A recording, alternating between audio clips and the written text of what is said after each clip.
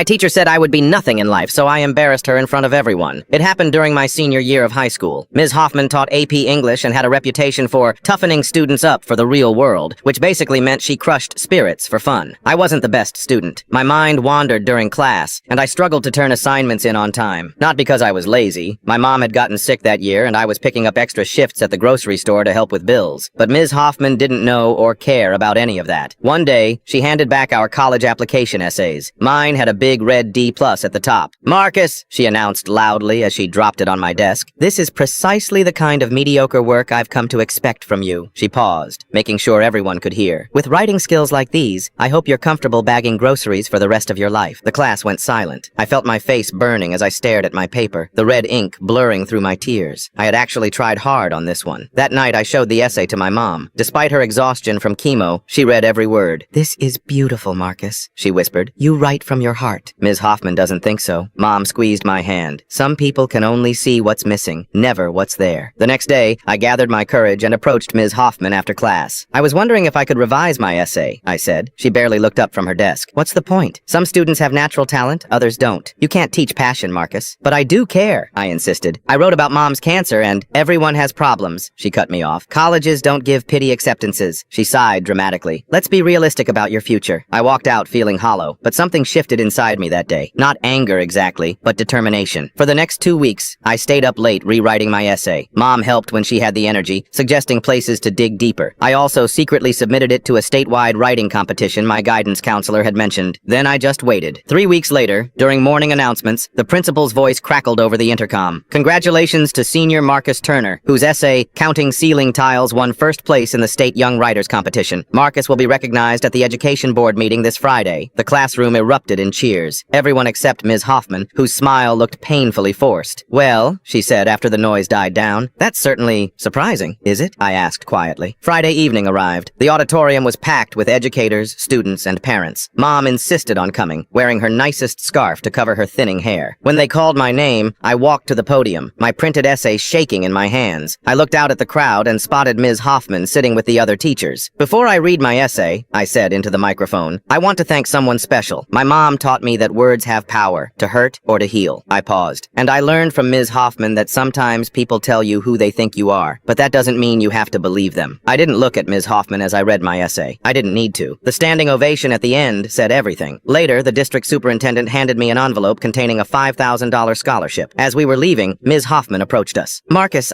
she began. "It's okay," I interrupted. "I'm actually grateful. You showed me exactly what kind of teacher I don't want to be when I start education classes next fall." I took my mom's arm, and we walked out together.